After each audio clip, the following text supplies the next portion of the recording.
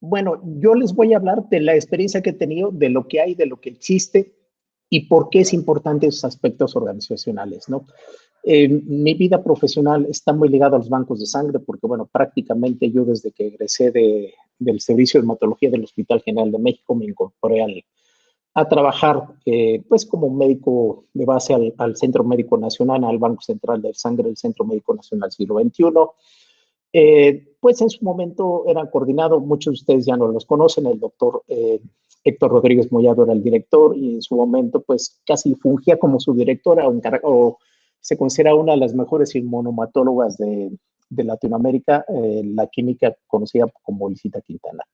Bueno, pues ahí tuve yo mi formación original, yo voy a dar esa visión, estuve muchos años ahí en el Banco de Sangre, salí del Banco de Sangre, me incorporé a otros hospitales, después en el 2011 regresé como director del Banco Central de Sangre del Centro Médico Nacional Siglo XXI, que es una unidad complementaria a la Humana Hospital de Especialidades del Centro Médico Nacional Siglo XXI. Me tocó estar, ya perdí la cuenta, casi 5 años, 4 años y medio, si no mal recuerdo, fungiendo como director del banco con muchos retos.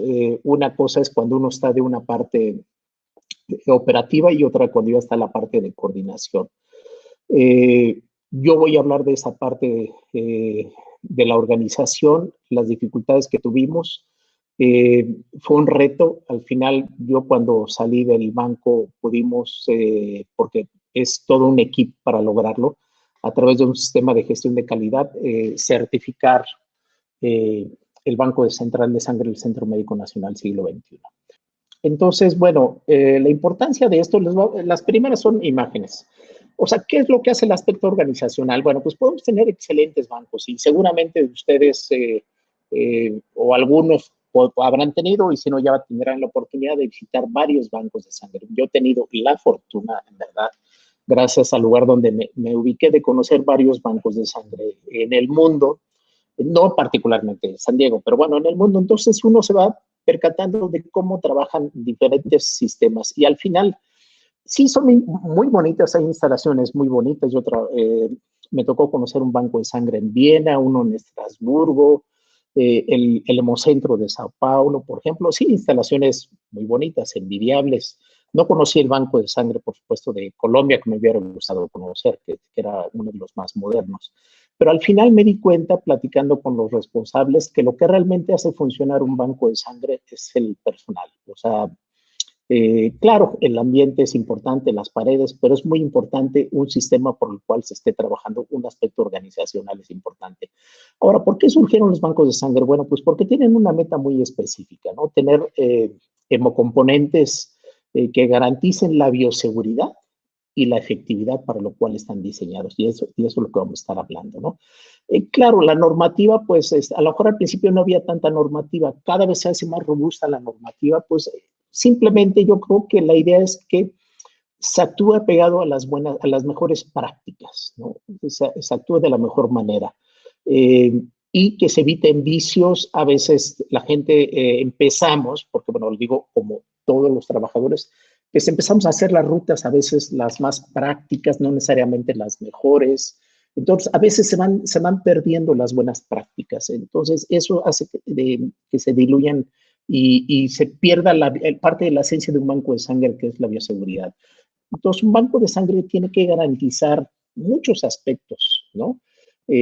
Por supuesto, pues un reto importante que tenemos los que hemos trabajado en un banco de sangre, pues es, en primer lugar, pues la recepción, la promoción para tener, y es un objetivo muy importante como país, donadores altruistas. Sabemos que en México tenemos un grave problema en la donación altruista, porque, bueno, pues creo que la mayoría, todos estamos conscientes que se hacen eh, donación, pues prácticamente sería una donación familiar, cosa que no es ideal, y la OMS ya lo ha remarcado en varias ocasiones, se lo ha remarcado a México, que tiene que fomentar la donación altruista para garantizar una mejor bioseguridad. Bueno, pues entonces los bancos tienen que garantizar la promoción, tienen que tener, por lo tanto, pues para garantizar una atención altruista y para que un donador que vaya, acuda a este centro, vuelva a regresar, pues tenemos que garantizar no solamente instalaciones bonitas. Yo creo que lo que hace bonito es el trato, la atención de un donador.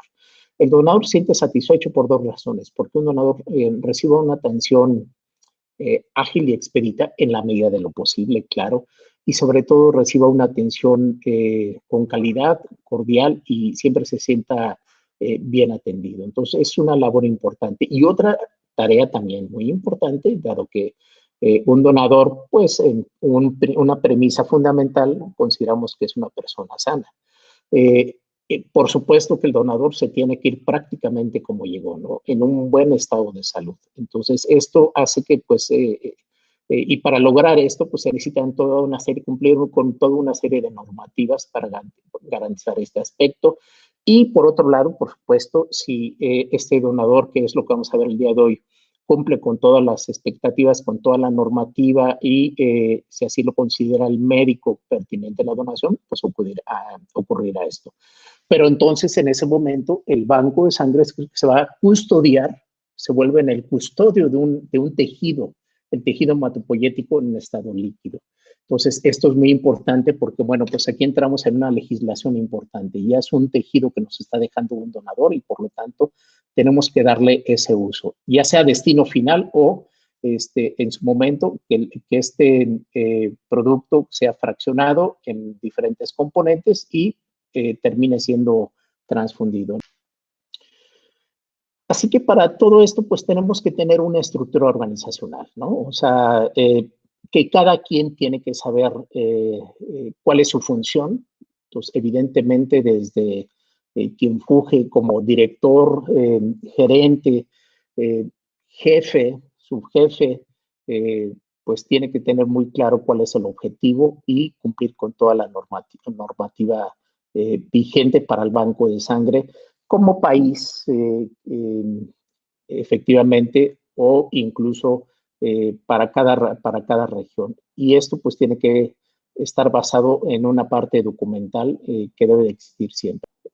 Y bueno, efectivamente todo se ve muy bonito, pero cuando uno entra a algunos bancos de sangre, que también en algún momento me tocó revisar, eh, eh, ir a revisar algunos bancos de sangre del interior, pues uno se da cuenta que cada banco de sangre trabaja de diferente forma. Pues no necesariamente, porque uno dice es que el banco de sangre siempre es una instalación olvidada.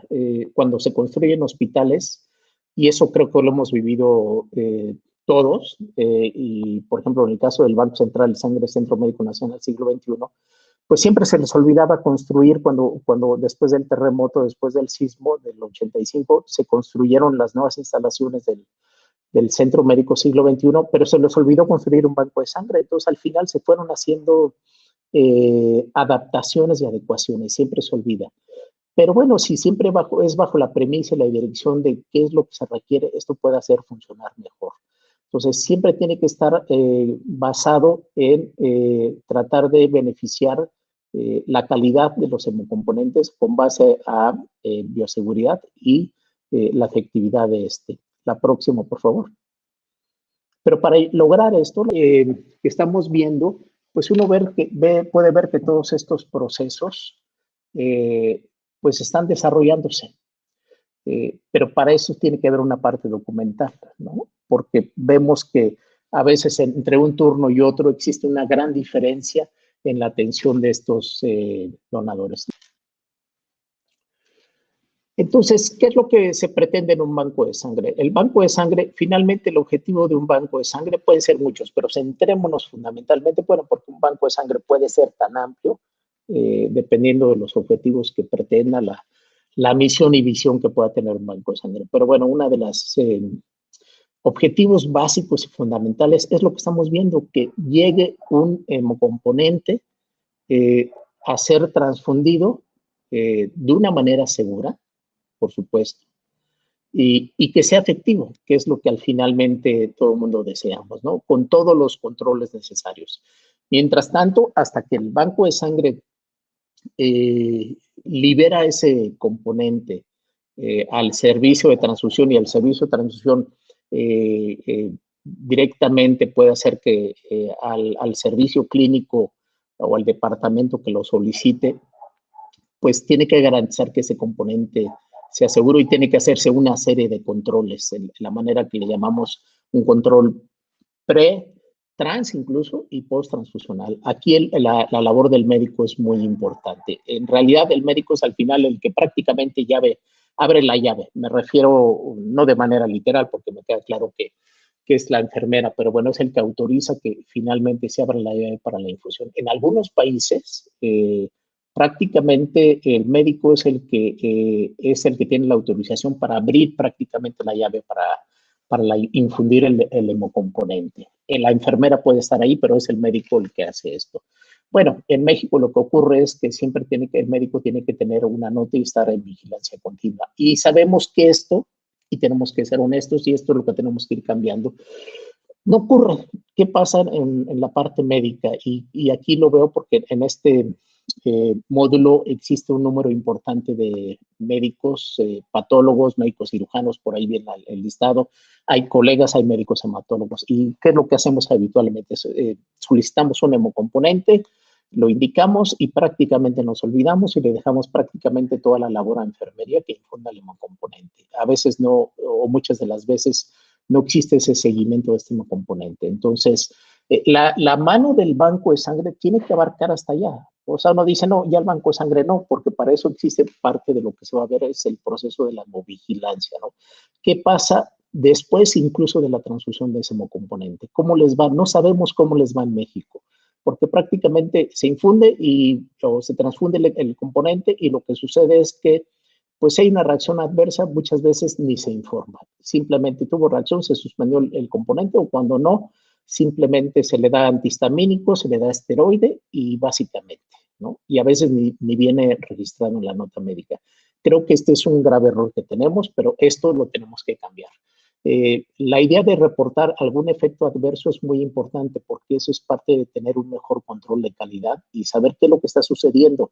Puede ser el componente, puede ser alguna de las estrategias. Ya tendría que hacer todo el equipo la indagatoria a eso, pero si no se informa, efectivamente no lo podemos saber, ¿no? Incluso Inglaterra, en los estudios que ha publicado, pues se ve que hay un número importante de efectos adversos. México no los informa, pues evidentemente no porque no haya, digo, si un país de los que tiene un sistema más robusto de bancos de sangre, en sistemas de vigilancia, uno de ellos es Inglaterra, reporta efectos adversos. Entonces, pues, ¿qué pasará con México? Creo que lo que tenemos el problema es que no estamos informando porque no tenemos una estructura general como banco de sangre y como medicina transfusional prácticamente al médico. En muchas partes, por ejemplo, en España, lo que sucede, particularmente hablo en el área de hematología y creo, no estoy seguro, no es una de mis especialidades, patología clínica, lo que hacen es que el primer año, antes de rotar incluso en áreas médicas, los médicos tienen que rotar un número importante de meses a banco de sangre y a laboratorio.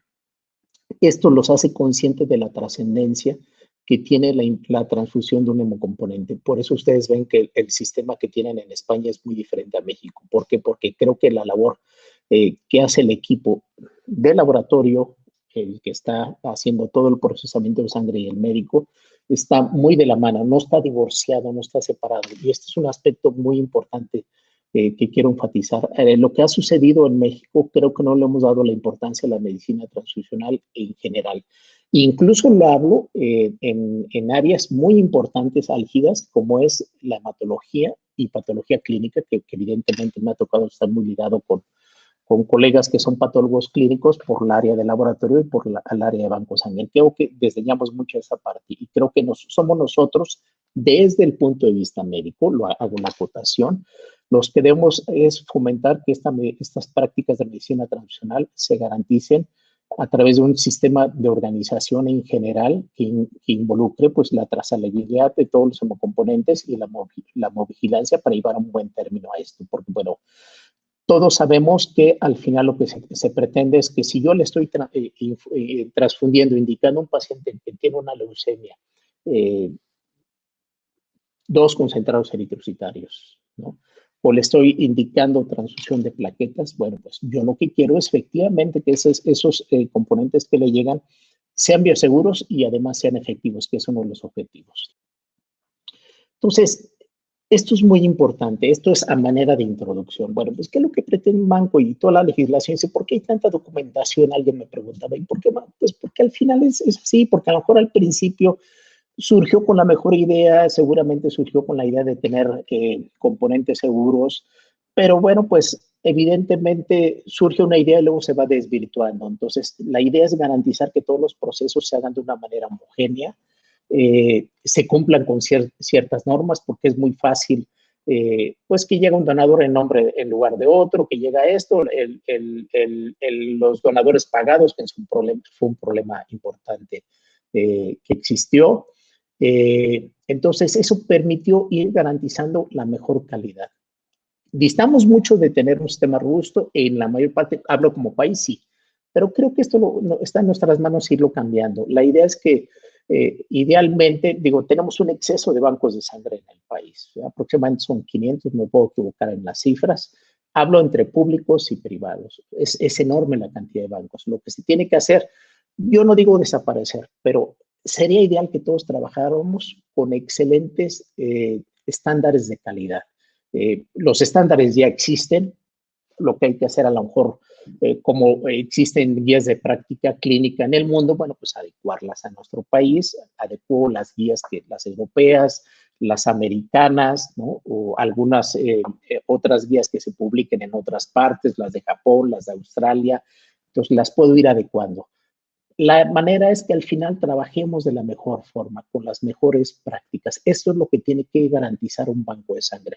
Entonces, un banco de sangre pues tiene que ser un organismo establecido, autorizado para obtener, recolectar, conservar, aplicar y proveer sangre humana, así como para analizar y aplicar componentes de la misma. El problema también que ha surgido es que en los hospitales prácticamente les daban el peor rincón que existía en un lugar. Bueno, no hay donde, bueno, pues ahí metan a banco de sangre. Y la verdad es que hemos estado todos equivocados en este aspecto, porque prácticamente un hospital, si no tiene un banco de sangre, está muy limitado al fracaso. No se pueden hacer cirugías, no se pueden atender pacientes que llegan con accidentes, pacientes politraumatizados, código Mater, por simplemente poner un ejemplo. Entonces, prácticamente sería un hospital o un centro de primer nivel de atención, y eso con sus excepciones. Entonces, un banco de sangre es fundamental. Y lo caso de Dios es que no se le ha dado trascendencia, pero también depende de los que estamos involucrados desde este otro lado, hacer la difusión de la trascendencia, eso. Y creo que los médicos hemos minimizado mucho este aspecto desde el punto de vista transfusional. Yo le digo porque muchos años que trabajé en banco de sangre, pues prácticamente nos veían el proveedor, no quiero emplear los que yo veía escuchar de que era un banco, era el proveedor casi que deme un litro de esto, ¿no? Casi, casi. Alguna vez me tocó escuchar a algunos médicos, no voy a obviar mencionar algunas especialidades donde casi, casi dicen, ¿por qué a mí no me da un litro de sangre total si al final es lo que requiere mi paciente? En fin. Entonces, creo que el propio médico nos hemos encargado de minimizar este aspecto. Pero bueno, creo que toda la normativa vigente se trata de garantizar la mejor calidad. Y ahí viene, es un establecimiento que tiene que estar bien autorizado, para lo cual debe haber un organismo regulatorio, ¿no? No se trata pues quiero poner un banco. Bueno, pues sí, pues está bien, hay que poner un banco, pero tienes que cumplir una serie de normativas para llevar a cabo esto y garantizar que efectivamente todos tus procesos lleven a cabo que ese producto que tú obtienes, que está en tu custodia, sea bioseguro. Si tú eres un banco privado, tienes que informar lo que estás captando, porque alguien tiene que regularte, entonces tú tienes que estar informando qué es lo que existe. Lo ideal es que debe de existir una red nacional, que es algo que el Centro Nacional de la Transfusión Sanguínea, que es nuestro órgano rector, pues tiene que, rector en el sentido de que tiene que controlar todo ese aspecto. ¿Por qué? Porque uno de los objetivos que tiene que hacerse con el país en estos organismos rectores imagínense si nosotros tuviéramos una red de bancos de sangre y al día supiéramos toda la cantidad de sangre que se dispone como país. Imagínense y se convierte en un estado de seguridad nacional, ¿no? En caso de un sismo, si yo tengo suficientes componentes, sé que a lo mejor por un estado de sismo en un estado, en una zona, pues a lo mejor este banco de sangre, puedo no recolectar sangre 72 horas porque tengo una reserva suficiente. o como país yo puedo surtir algunos centros donde tienen alguna situación especial, situación de guerra, por ejemplo, ¿no? Hipotéticamente hablando, un sismo, la catástrofe natural que llega a suceder. Entonces, es importante de tener esta red de sangre. Y bueno, simplemente una situación de urgencia, un código Mater, que ahora pues es uno de los objetivos que nos ha marcado la Organización Mundial de la Salud, abatir de manera, de forma importante la mortalidad materno-infantil. Entonces, pues el Banco de Sangre se encarga de la custodia, resguardo y garantía de los hemocomponentes. O sea, si yo soy el responsable sanitario, pues yo soy el responsable, ¿no? Si se me pierden esos hemocomponentes, si se me echan a perder esos hemocomponentes, pues yo soy el responsable porque están bajo mi custodia. Alguien me los trajo y me los dijo, yo te doy mi tejido, ¿no? Veamos a la sangre, es un tejido, es el tejido hematopoyético. Yo estoy confiando en ti y que va a llevar a un buen término. ¿Cómo garantizo eso? Bueno, pues a través de tener un buen sistema de trazabilidad, un buen sistema de red fría que garantice que en la noche no se fue la luz y esos componentes pues, prácticamente al día siguiente no sirven. Y uno dice, ¿y ahora qué hago con estos componentes? ¿No? Estos componentes pues pueden incluso ser susceptibles de fincarse una responsabilidad si yo no tengo todos los cuidados necesarios para garantizar este aspecto. Hay imponderables, por supuesto. Lo que hay que hacer es informar. Recordemos que siempre el sistema de gestión de calidad, el objetivo es garantizar la calidad y el mejor, que se hagan las cosas a la primera de la mejor manera. No es con fines punitivos, pero bueno, vamos, si tú ya tienes una serie de señalamientos, de inconformidades, pues tú tienes que hacer todas las medidas posibles para que se subsanen esas situaciones que pueden poner en riesgo todo un sistema de calidad y que puedan poner en riesgo esos hemocomponentes. Sería algo muy grave que tú tengas un hemocomponente que durante la noche no estuvo a temperatura ambiente porque se fue la luz, por ejemplo, o algo sucedió, y al día siguiente lleguen por hemocomponentes y para evitar que esos componentes tú los tengas que desechar, los tengas que, pues los distribuyas. ¿Y qué tal si ese hemocomponente va a un niño, va a unas situaciones específicas? Pues evidentemente esto ya hablaríamos de otro tipo de situación legal que puede ocurrir. Entonces, estos aspectos son muy importantes. Si desde el principio, cuando digo, bueno, puedo poner un banco de sangre, no hacer cargo, bueno, ¿cuál es el objetivo? Garantizar, custodiar esto. Y si yo decanto esa información en todo el personal, saben que somos los custodios de estos productos que son mega valiosos. Tenemos que cuidarlos y que sean de la mejor calidad. ¿Y cuál es lo que viene? El objetivo de un banco de sangre es garantizar la bioseguridad y efectividad de los hemocomponentes. Ese es uno de los principales objetivos. Ya si quiero hacer esto y hacer otro y trasplante y o sea, excelente, extraordinario. Hay bancos para todo. Pero no nos olvidemos de este primer objetivo, bioseguridad. O sea, que el producto sea bioseguro. ¿Cómo lo garantizo? Bueno, temperatura, si está leucorreducido, si está leucodepletado, que el grupo sanguíneo sea el correcto, bla, bla, bla, una serie de situaciones que ya vamos a ir evaluando, pues que se le hicieron todas las pruebas para que nos pide la norma para ver que ese producto pues esté libre o minimizar el riesgo de infección, de contaminación, pues de los virus más conocidos o de algunas bacterias. Esto es muy importante siempre garantizarlo. ¿Cómo se logra? Pues a través de una serie de equipos y que evidentemente tienen que estar calibrados. Para eso hay un sistema específico en relación para todo eso. Entonces, todo esto se conjunta para finalmente llevar este efecto que es bioseguridad y efectividad de los hemocomponentes. Es evidente que cuando uno llega a su casa y está limpia, dices, bueno, me da confianza comer, dices, los componentes, todo está. Entonces, igualmente, cuando llega un banco de sangre, está limpio.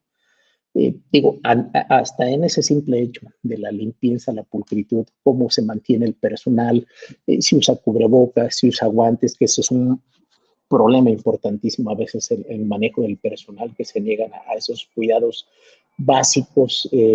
Ahora con la pandemia creo que esa es parte de las cosas buenas que va a dejar la pandemia, el cuidado que debe tener el personal en el manejo, no solamente el trato del donador, del paciente, sino también el cuidado que se debe tener con los hemocomponentes. Entonces, pues para eso tienen que existir una serie de normas, ¿no? Que nos tienen que regular a todos. ¿No? A unos, o sea, a unos sí y a otros no. Bueno, pues las normas que tienen que regular las actividades relativas a todo lo que es sangre y los componentes. Ahora, un objetivo importante también, por otro lado, es incrementar la autosuficiencia de los productos sanguíneos y, pues, minimizar el riesgo que se asocia a esto, ¿no? Y para lograr una buena terapia transfusional en los establecimientos, para lo cual pues existe como tal en los sistemas nacional de salud, pues tiene que ser la aprobación para que esto funcione. Me consta porque, bueno, no me consta porque no los visité, me consta que me dijeron más bien que hay algunos bancos de sangre que trabajaban sin incluso tener ningún tipo de aprobación. Esto no está bien porque, bueno, no sabemos cuál es el fin que se le están dando a algunos hemocomponentes. Entonces, sí es evidente que la parte que se encarga de normar, de legislar, regular, vigilar e incluso auditar es muy importante que lo haga, porque en un tiempo importante, mientras yo estuve como FUGI, como director del Banco de Sangre, lamentablemente, y digo lamentable porque, bueno, cuando al personal le dice, tenemos auditoría, cuando nos tocó, cuando estamos en el proceso de evaluación para ISO, de certificación para ISO, pues todo el mundo se ponía nervioso, se ponía a estudiar, o sea, como que te entra una caracterización diferente al personal. Nunca me tocó a mí, tal vez una de la COFEPRIS en una situación menor, pero creo que esto es algo muy importante que se tiene que hacer porque eso garantiza que tengamos todo en orden. Si tiene todo uno en orden, pues que vengan las auditorías, siempre vamos a tener cosas que mejorar. Recordemos que es un proceso de mejora continua. Entonces, pues, ¿qué ha surgido con los bancos de sangre? No podemos comparar los bancos de sangre de antaño con los bancos de sangre actuales, ¿no? Entonces, si nos apegamos a la evolución de la medicina, pues vemos que ha habido una buena evolución en este aspecto en los últimos años para mejorar los procesos de control, la trazabilidad de los hemocomponentes y, por supuesto, todo el proceso de la hemovigilancia. Entonces, los retos que se tienen es precisamente verificar que estos procesos se lleven a cabo de acuerdo a la normatividad y a los procedimientos internos, ¿no? A veces es muy diferente un banco, la misma instalación es muy diferente en la mañana, en la tarde, en la noche y en fin de semana. Entonces, se tiene que acabar eso y se tiene que trabajar bajo el mismo sistema. Y a veces es el reto y es la dificultad que se tiene con los bancos. Y hablo sobre todo, que es prácticamente lo que viví en bancos de instituciones públicas. Tratar de que hayan bitácoras en la cual haya entrega-recepción. Es un reto continuo. Creo que el principal reto que se tiene en el manejo de estos procesos que están mega vigilados, supervisados y cada vez más auditados, es el manejo del personal, es tratar de involucrar al personal. Todos los cambios que tiene que hacer uno, no que se los pregunte a uno el personal, más bien tiene que existir el convencimiento del por qué se tiene que trabajar bajo una premisa para garantizar la calidad. Ese es yo creo que ese es el reto más difícil que a mí me tocó vivir en el proceso de certificar. Y la verdad es que puedo decir desafortunadamente, y sí lo digo, porque el certificar no basta. Yo no puedo decir, sí, nos certificamos y qué sé yo, muchos de los vicios que teníamos no terminaron. O sea, sí logramos la certificación, pero era seguir dando pasos adelante. Entonces, seguir capacitando a la gente. Puedo decir que ese es el problema más importante.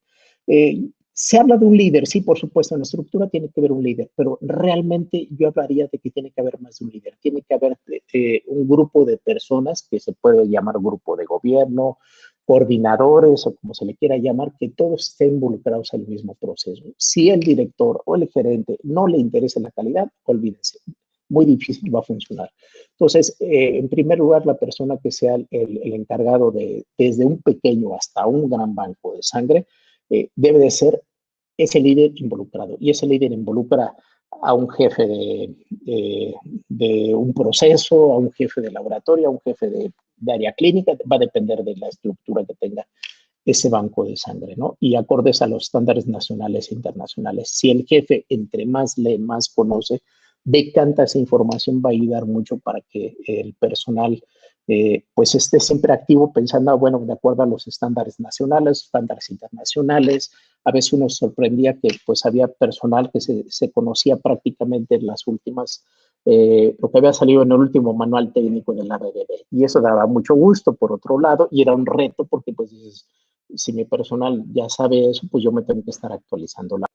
Entonces, en este aspecto de la organización es importante definir muy bien hasta dónde llega y cuáles son los alcances que se tienen que estar teniendo. Eh, Algo que quiero enfatizar, y a lo mejor voy a ser repetitivo, es fomentar la donación altruista y esto va a garantizar una mayor bioseguridad de los hemocomponentes, ¿no? Eh, y bueno, pues es determinar quién es el donador ideal y detectar pues, aquellas unidades que no son las ideales para que este producto sea transfundido. Y para eso, pues existe una serie de normativas, clasificaciones, qué tipo de banco de sangre se está constituyendo, si soy un servicio de transfusión, si soy un puesto de recolecta, que se conoce como puesto de sangrado, o aquel banco de sangre que se llamaba tipo A, que donde prácticamente en ese banco de sangre, que los hay en México y además es necesario que existan, son aquellos que pues cumplen con la normativa para además poder hacer estudios de células progenitoras o células troncales hematopoyéticas. Es la que se encarga de recolectar, fraccionar y estudiar, distribuir y coordinar la entrega y distribución de la sangre y sus componentes. Es decir, pues sería el banco top, ¿no? Que prácticamente tiene la capacidad de hacer HLA, y bueno, pues esto garantizaría que muchos de los procedimientos se hicieran ahí, ¿no? Porque ustedes recordarán que en antaño, o algunos lo vivieron, muchas de estas recolecciones se hacían fuera de los bancos de sangre. Eh, Ahora, lo ideal es que esto se hagan en un banco de sangre porque esto garantizaría que se hagan con todos los estándares que un banco de sangre trabaja. No necesariamente, lamentablemente, porque muchas de las unidades de aféresis, por ejemplo, donde se hacía colecta de plaquetas, particularmente, estaban en servicios clínicos. Yo recuerdo que en las áreas de hematología a mí me tocó vivir, estaban incluso en antaño, porque yo trabajaba desde hace años, yo trabajaba en el Hospital General de México en servicio de hematología, pues en nuestro servicio de hematología teníamos una unidad de aféresis, ¿no? Donde teníamos dos máquinas de aféresis. Entonces, si bien es cierto, el banco de sangre extendía una mano para controlarlos, no era lo mismo. Idealmente, todas estas unidades deben estar en los bancos de sangre. Al final, pues, están actualmente en el banco de sangre. Y bueno, pues, si yo, porque también costó mucho trabajo quitarles estos servicios de donación de aféresis a los servicios correspondientes, porque sienten que se pierde poder, ¿no? Entonces, fue un proceso difícil de mucho, eh, pues, ¿cómo llamarle? De mucho celo profesional de decir, bueno, ¿por qué me quitan una unidad de aféresis? Está funcionando perfectamente en mi servicio. Pero bueno, lo ideal es que, la verdad, dicho sea de paso, no se trabaja con el mismo sistema de calidad que se trabaja en un banco de sangre en un servicio clínico. Y yo creo que en ese sentido es lo mejor. Es muy diferente que se tenga una máquina de aféresis para hacer recambios plasmáticos. Ese es punto y aparte, ¿no? Si hay unas máquinas para indicaciones específicas para recambios plasmáticos de acuerdo a las guías de ASFA, bueno, ya ese es punto y aparte. Entonces, eso es muy importante, entonces, tener estos aspectos que nos permita, en un momento dado, pues, llegar acorde a la OMS a la transferencia de sangre de un componente a otro. Esa sería la transfusión sanguínea, uno de los permisos fundamentales de un banco de sangre, ¿no?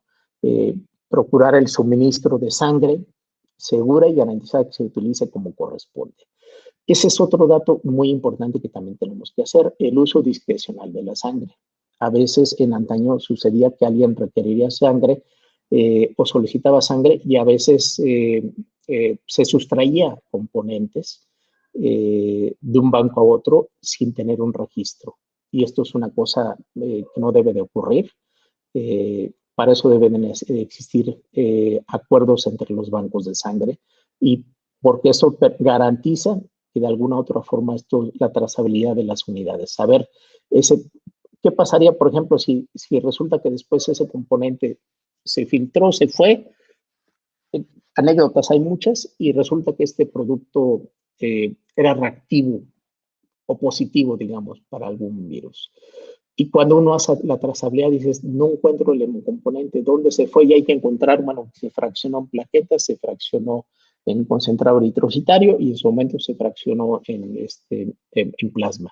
Y hay que rastrear los 3 productos. Y resulta que tú encuentras el plasma, a lo mejor ahí lo tienes todavía resguardado, puede que encuentres uno el concentrado eritrocitario, pero lo que más se van son las plaquetas. Y lo que resultó en algún momento, tampoco voy a decir en qué bancos, que algunos médicos sustraían los concentrados de plaquetas, ¿sí? Entonces, pues bueno, eso pues ya trae otro tipo de implicación, ¿no? Entonces se llevan componentes, y el problema es que pues no sabes ni dónde quedaron esos componentes, y con el riesgo evidente de que llegue a suceder este aspecto. Entonces es muy importante, por lo tanto, garantizar que pues el banco es un banco, es como un banco de dinero, tienes que custodiarlo, casi lo tienes que tener en una bóveda. De hecho, nosotros en el banco teníamos refrigeradores bajo llave, ¿no?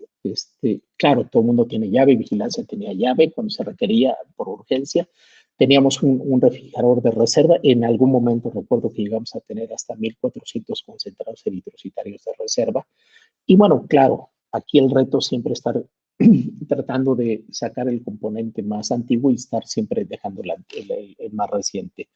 Y bueno, pues luego sucedía que se sustraían muchos hemocomponentes. Entonces, y uno puede decir, bueno, pues lo más fácil es tener cámaras, ¿no? Entonces, si yo tengo cámaras en los bancos de sangre, yo garantizo que no haya sustracción de componentes. Pero bueno, en su momento se instalaron cámaras, y el problema es que el sindicato no permitía que había cámaras porque existía la idea de que se estaba vigilando al personal, ¿no? Entonces estaba de alguna manera haciendo una especie como de acoso al personal a través de las cámaras. Entonces ese reto de poner cámaras en este tipo de servicios donde ya sabías que había sustracción de componentes no era nada fácil por este otro aspecto. Pero lo ideal es tener cámaras, por supuesto, y desde el inicio, si se tiene un banco de sangre con cámaras donde se tenga vigilado los componentes y eso permita la trazabilidad, es mucho mejor, ¿no? Sabemos que, bueno, incluso ahora hay refrigeradores que permiten esta trazabilidad, pero bueno, en el mundo real, sabemos que pues todavía seguimos contando con refrigeradores muy viejitos que pues es muy difícil llevar esta parte de trazabilidad. Entonces, continuando con este aspecto, ¿por qué un banco de sangre debe tener una buena organización? Bueno, ya lo dijimos, garantizar al donador, garantizar que el procesamiento se lleve de manera adecuada, ¿no? Lo ideal es que todos estos procesos sean lineales. En un mundo ideal, el proceso es que llega el donador, bueno, pasa todo el proceso de registro de datos, y así de manera lineal, puede hacer ya cada banco va ubicando cómo lo distribuye, signos vitales, o inmediatamente pasa con el médico, o previamente que le hagan su toma de una biometría para valorar si el paciente cumple con los criterios de hemoglobina, hematocrito, etc. Y en automático, ¿qué pasa con el médico? Linealmente pasa el proceso ya de la donación, según sea el caso, si es apto para donar. Se extrae la unidad, y recuerdo en una unidad que a mí me impresionó hace años, en un banco de sangre de Viena, donde lo tenían incluso de manera lineal. Todo este proceso que se los platico era de manera, bueno, no en línea, pero bueno, lineal me refiero, bueno, a lo mejor están en círculo, no ovoide, pero el proceso era lineal, era continuo, pues. Y después las unidades, una vez que se extraían, pasaban a una banda donde los componentes, como si fuera un proceso industrial de sangre, es un banco de referencia, por supuesto, el de Viena, y trabajaban de manera lineal. Entonces, todo el tiempo como no había separación, no había lo que llamamos ahora peines, o de siempre se han llamado, sino era lineal, todo el proceso era continuo, se vigilaba, entonces era muy fácil tener una supervisión de todas las áreas. Y luego ya se pasaba el área de fraccionamiento y al área de refrigeración, entonces eran áreas abiertas, entonces eso permitía una mejor valoración. Entonces, eso es el mundo ideal, en un banco de sangre donde existe una planeación, seamos honestos. La realidad de nuestro país, y vamos, visiten cualquier banco de sangre de un hospital, es muy diferente a lo que es el mundo ideal. Pero bueno, con la idea de que los procesos tienen que hacer, dices, bueno, yo tengo que garantizar desde que el producto que entra hasta que sale o hasta que es transfundido, e incluso después, tengo que valorar qué pasó con ese componente, cómo le fue al paciente, incluso en el post hasta llamar o llámenos qué fue lo que pasó, hacer esa vigilancia que muchas veces se pierde. Y eso, pues, el banco de sangre tiene que garantizar eso. ¿Hay muchas normativas? Bueno, sí, estas normativas pues están surgiendo para homologar todos estos procesos. Un ejemplo muy sencillo, ¿no? Y es real, ¿no? Paciente de 68 años de edad con diagnóstico de una leucemia linfoblástica. ¿Por qué leucemia? Bueno, a lo mejor es la que se nos ocurre y lo que más infundimos nosotros en hematología, ¿no? Está en quimioterapia de inducción, que es la etapa más difícil, donde está en quimioterapia intensiva, ¿no? Presenta hemoglobina de 6.9 gramos, cuenta de plaquetas de 15,000, grupo sanguíneo negativo, ¿no? Solicita, el clínico solicita 3 concentrados eritrocitarios y 2 unidades de aféresis, ¿no? Acude en banco de sangre, no existe hemocomponentes, ¿no? 48 horas después el paciente fallece por hemorragia. ¿Hasta dónde llega el papel del banco de sangre en eso? Y no se trata de buscar culpables, por supuesto, sino a lo que voy es la importancia de trabajar en equipo.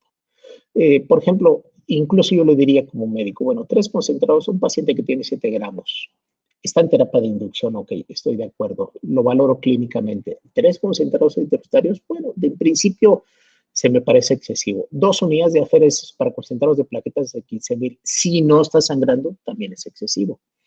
Aquí habría que valorarlo. Las guías actuales, sobre todo para pacientes con neoplasia hematológica, se considera que el paciente tiene que transfundirse con menos de 10,000 plaquetas, ¿no? Nosotros, y es un proceso que estamos cambiando en hematología, en el servicio de hematología del Hospital General, tenemos un problema no con banco, como hospital y como servicio. No necesariamente tenemos siempre el soporte para garantizar esta transfusión profiláctica que nos marcan las guías.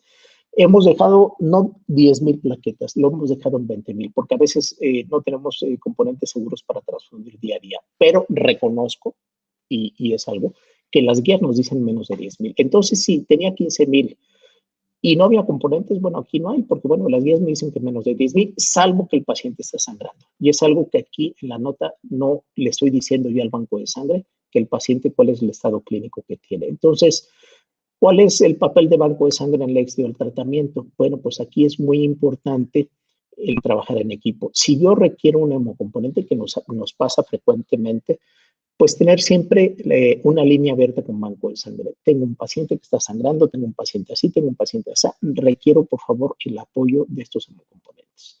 El banco de sangre, una labor. Por otro lado, el banco de sangre tiene que siempre, idealmente, tener una reserva de sangre para alguna situación de urgencia, ¿no? O pues tratar de conocer cuál es el stock que produce, saber cuál es lo que diariamente le solicitan sus servicios y con base a eso tratar de mantener un stock. O sea, no sería posible que exista un banco de sangre si no tiene un stock suficiente de sangre. Entonces, algo que cada banco tiene que ponerse sus objetivos para tener una reserva permanente de hemocomponentes y garantizar para una situación de urgencia cuál es el caso. Este pudo haber sido una situación de urgencia, no lo sabemos. Falleció por hemorragia, bueno, si estaba con quimioterapia intensiva, estaba febril, estaba séptico, pues a lo mejor 24 horas después, un paciente hematológico prácticamente en cuestión de horas pasa de ser un estado estable a un estado grave y murió por hemorragia. Entonces, yo no sé si el banco de sangre tuvo o no algo que ver en esto, pero es evidente de que pudo haber una falta de comunicación entre el servicio clínico y el banco de sangre. Simplemente lo pongo como un ejemplo y es de todos los días. Entonces, por supuesto que tiene que haber un marco normativo, que eso se los vamos a estar referenciando, ¿no? En la Ley General de Salud, cuáles son las condiciones que debe tener un establecimiento para poder trabajar como tal con un banco de sangre, en el cual pues está bien regulado para evitar pues tanto el tráfico de órganos como recordemos que la sangre al final es un órgano y bueno, pues también evitar ese tráfico de órganos, el que se tenga que pagar y también todavía actualmente se pagan donadores para garantizar el tener algunos hemocomponentes. Eso es una realidad. Está prohibido, está proscrito por la Ley General de Salud y en la norma oficial mexicana. Si bien es cierto, alguien dice, oye, pero en realidad la sangre se cobra en las instituciones privadas. Bueno, en realidad se cobra todo lo que son los insumos, ¿no? A veces puede ser una línea muy delgada entre qué es lo que se cobra y qué es lo que se comercializa. Entonces, está proscrito cualquier intento de comercialización de cualquier tejido, al menos en México. Y bueno, pues tenemos que trabajar con base a diversas directrices que existen. Y bueno, las metas es siempre tener una autosuficiencia, tener seguridad transfusional y trabajar con buenas prácticas. Y bueno, pues esto para garantizar siempre tener, como repito, aquí es muy importante que se establezcan cuáles son las metas, cuál es mi autosuficiencia, qué reservas la que debo de tener para garantizar que mis servicios clínicos tengan los hemocomponentes necesarios. También es otro tema que tenemos que abarcar, el tema de indicaciones de la transfusión. Ese es un reto importantísimo. Creo que hay un abuso importante en la indicación de transfusión. Y no hablo del cirujano, que todo el mundo le echa la culpa al cirujano, no hablo del intensivista, hablo incluso del propio hematólogo. El propio hematólogo a veces hacemos un abuso en cuanto a la solicitud y la transfusión de hemocomponentes. Pero hay una tarea ahí permanente de estar educando en base a las buenas prácticas y con base a las guías de práctica, que es algo que se nos ha quedado en el tintero de hacer unas guías de práctica clínica actualizadas sobre indicaciones de los diferentes componentes en México. Y bueno, pues ya hablamos de los tipos de donación.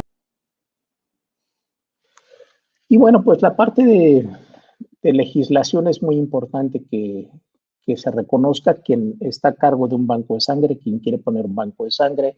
Y algo que comúnmente ocurre es que, porque a mí me lo han solicitado, oye, tú tienes certificación de hematólogo, también le sucede al patólogo clínico, oye, dame tu firma o dame para que sea responsable. Eso no es lo ideal, porque al final yo soy el responsable de lo que llega a suceder en ese banco. Si no trabaja con buenas prácticas, el responsable soy yo. Y muchas veces dicen, bueno, pues yo voy un día a la tarde, 2 veces a la semana, voy, reviso que está todo bien, pero idealmente es quien firma como responsable, tiene que garantizar que esos hemocomponentes sean completamente seguros. Entonces, tenemos que garantizar efectivamente que el médico responsable se dedique efectivamente de estar supervisando o si yo delego esa función, efectivamente tiene que estar en el manual de operación, contabilizar la sangre, los componentes que se obtengan en la misma, anotar las cantidades extraídas de cada disponente de sangre, practicar a los disponentes de sangre un examen médico, los análisis de laboratorio, etc. Y bueno, pues es muy importante, como les he estado mencionando, pues que todos estos establecimientos que cuenten con estos hemocomponentes tienen que estar dados de alta y tienen que estar regulados, por supuesto. Y bueno, pues evidentemente se requiere de una licencia sanitaria. Si no se tiene una licencia sanitaria, porque bueno, me consta que hay bancos que no tienen licencia sanitaria porque se les venció, porque cambió de, se jubiló el médico, etc.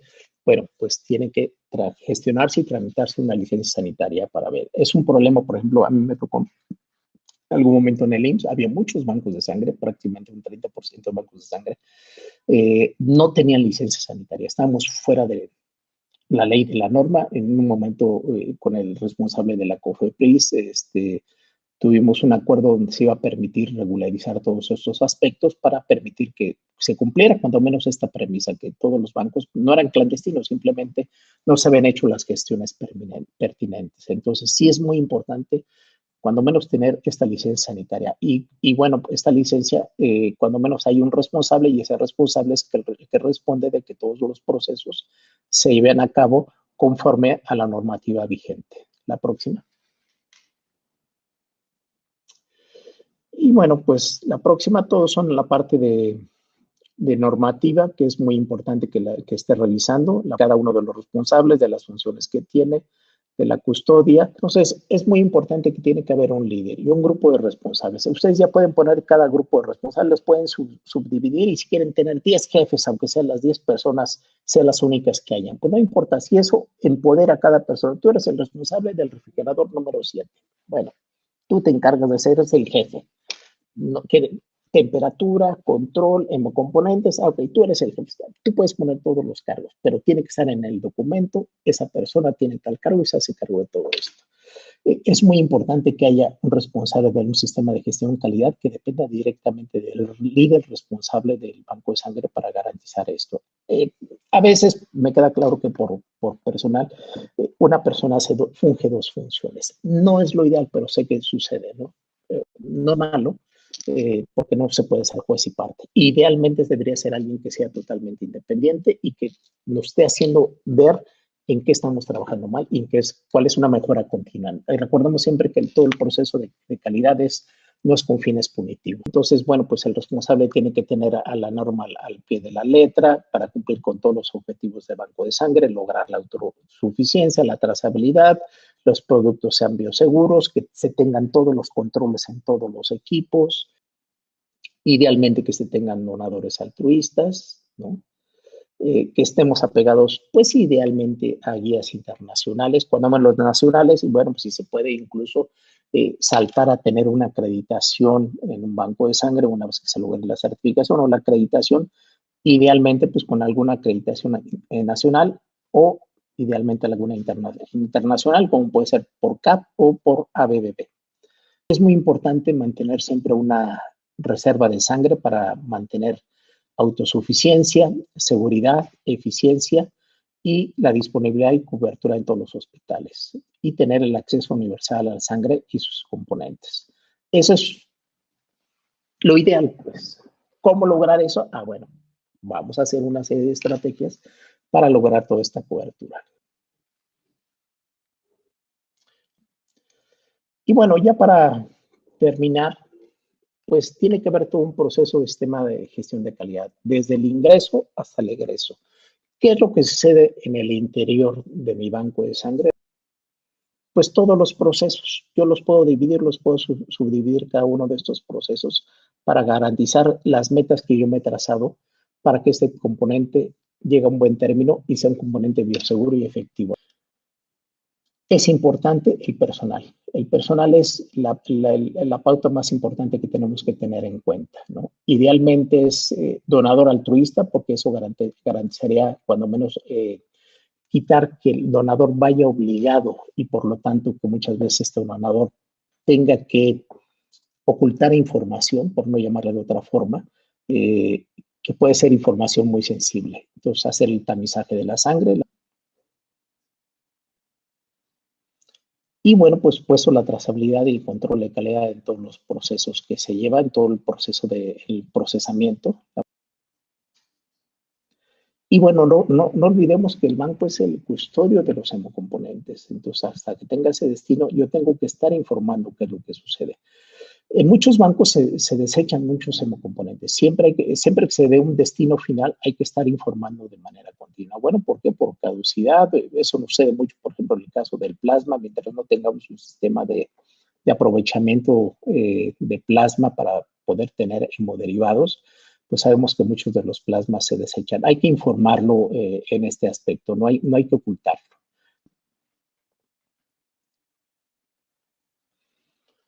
Y bueno, pues para eso tenemos que tener una base legal, normas, procedimientos y bueno, pues organismos internacionales que nos rigen. Para tener un componente y finalmente este componente sea transfundido. ¿Qué pasa? Entonces, pues tenemos que estar continuamente estableciendo cuál es la problemática, diagnóstico situacional, objetivos, la implementación, las líneas estratégicas y para tener resultados. Y ya finalmente, problemas vamos a tener, ¿no? Sin embargo, lo importante es hacia dónde yo me quiero dirigir, ¿no? Quiero seguir trabajando como siempre, puede ser. Quiero mejorar mis estándares de calidad, implica trabajo. Por supuesto que esto implica trabajo, implica preparación. Esto es un reto que tenemos que estar haciendo, estar leyendo, estar revisando, tener sesiones continuas, ¿no? A veces dices, bueno, pero le voy a encargar a alguien, a ver, tú te vas a leer la norma y vas a leer de esto a esto, vamos a hacer estudio del donador, básicamente, entonces vamos a revisar esto. Sí, este es un proceso de continuo de preparación en este aspecto. Y bueno, pues es evidente que se necesitan valores y estos valores puede ser la práctica que cada uno haya aprendido y si no, pues evidentemente para eso tenemos todo lo que son la parte de normativas que nos ayudan, las reglamentaciones y los organismos internacionales que nos van a permitir que si yo trabajo en un banco de sangre público-privado y voy a ser el responsable o soy el responsable, si yo desde el principio tengo la visión, quiero que mi banco sea el mejor. ¿El mejor en qué? No porque con los demás, sino el que tenga los mejores hemocomponentes, que siempre tenga una reserva. Y si yo siempre ser el referente que dicen, el tal banco de sangre siempre tiene hemocomponentes, tiene los mejores de mejor calidad, hacen eso, hacen el otro. ¿Y de quién depende? De todo un líder y un grupo que va a permitir la organización integral de un banco de sangre. ¿Vale? Sirva esto como una especie de introducción a todo lo que estamos viendo a lo que es banco de sangre, medicina transfusional. Di una pincelada un poquito de todo, un poco la experiencia personal que me tocó vivir durante muchos años en banco de sangre. Ahora estoy más en la parte clínica. Yo trato permanentemente de tener reuniones o comunicación con banco de sangre y a lo mejor eso es lo que nos falta en la parte clínica, tener mayor acercamiento con el banco de sangre. Así que bueno, pues muchas gracias, les agradezco.